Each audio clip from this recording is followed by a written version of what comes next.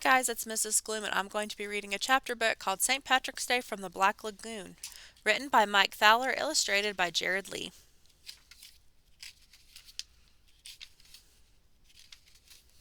Chapter 1, Coming Attractions. Today, Mrs. Green announced that St. Patrick's Day is a week away. I don't know much about the holiday except that we don't get off from school and we're all supposed to wear something green. Mrs. Green is already set for sure. What do I have that's green? I have old underwear. I guess that won't work. I don't have much else. I'm really in a pickle. That's it. I could be a pickle. Well, at least I've got a whole week to think about it. What colors do you mix to get green? A, pink and red. B, blue and yellow. C, black and blue. Or D, purple and brown. The answer is B, blue and yellow. We're going to have a parade, Mrs. Green says, and we can dress up as lots of things. Perhaps a leprechaun. Eric raises his hand. Is that a kind of leopard?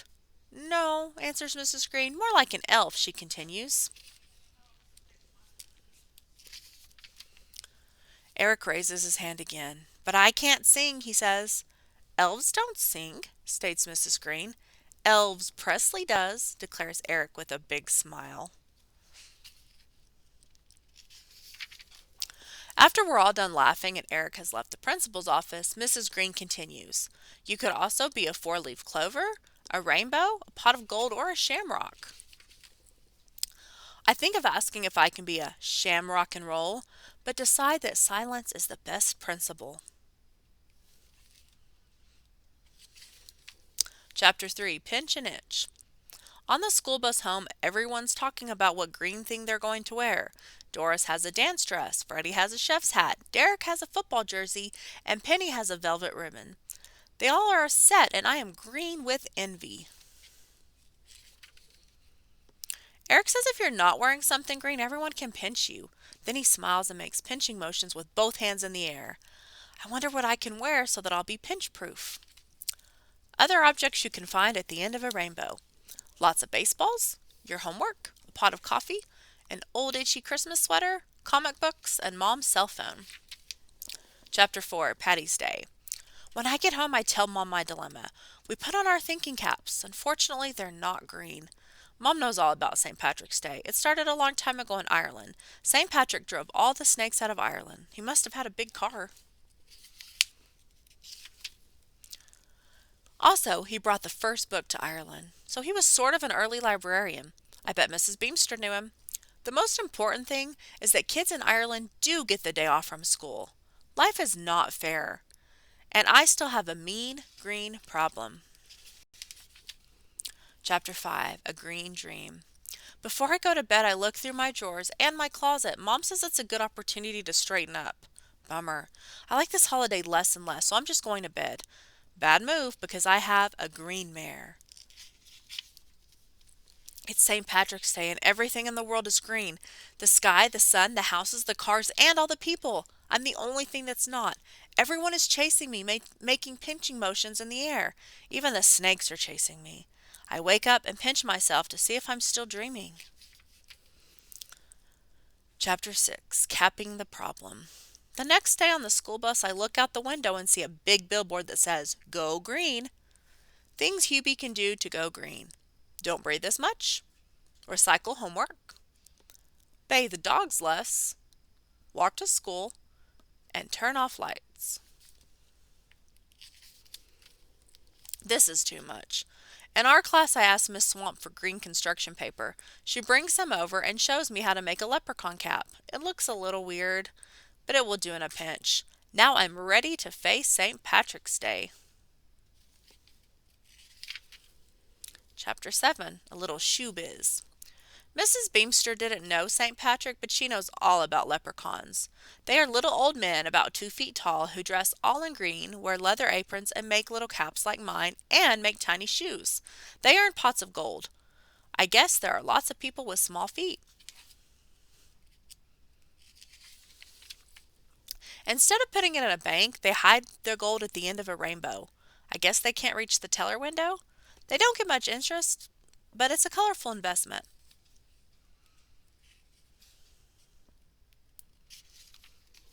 Mrs. Beamster says the way to find a leprechaun is to follow the sound of his little hammer tapping on shoes. Eric starts hitting his pencil on the bottom of the table, and everyone spends the rest of the period looking for a leprechaun. Chapter 8. Somewhere Over the Rainbow.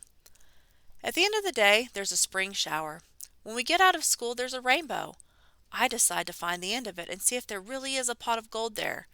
Eric, Derek, Randy, and Doris all say they're going to walk home. We wave goodbye and go our separate ways.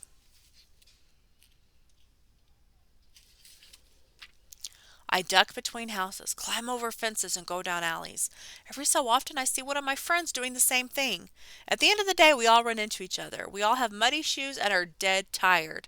We all agree rainbows may have an end or two, but none of us could find them. We all go together to the ice cream store, pull our leftover lunch money, and get a waffle cone with 2 scoops of rainbow ice cream. We all get our licks in and are as happy as if we found the pot of gold. Instead, we have a potluck or a potlick. St. Patrick's Day potluck dishes: corned beef and cabbage, fishy Irish stew, colcannon, forfar brighties, angels on horseback, black pudding or blood sausage. Chapter 9. A Green Space. The big day is finally here. I put on my leprechaun cap and wait for the school bus. When it pulls up, T-Rex is wearing green suspenders.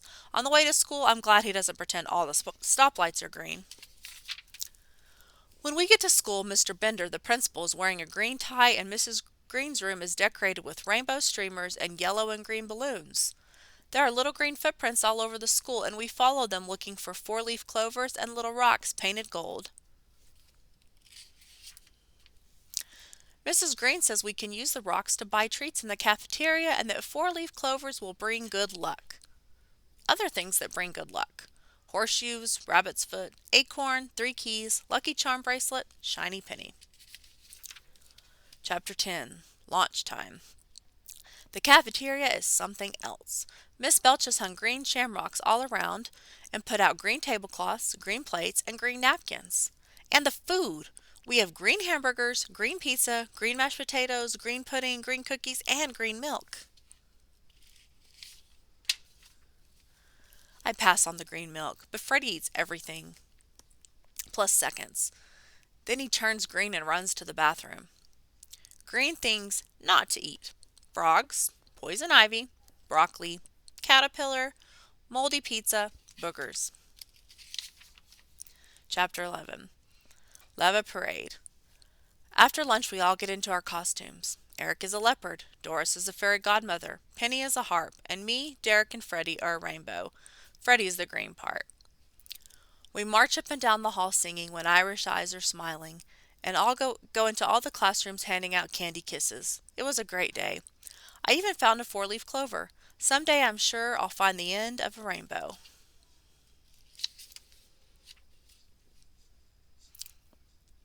Before kissing the Blarney Stone, after kissing the Blarney Stone. Leprechaun jokes. When do leprechauns cross the street? When the light's green. How do you know when a leprechaun is jealous? When he's green with envy. What do you call a leprechaun who changes your oil? A lubricon. What kind of computer does a leprechaun use? A laptop. How do leprechauns tie up packages? With rainbows. St. Patrick's Day riddle. Knock knock. Who's there? Irish. Irish who? I wish you a happy St. Patrick's Day.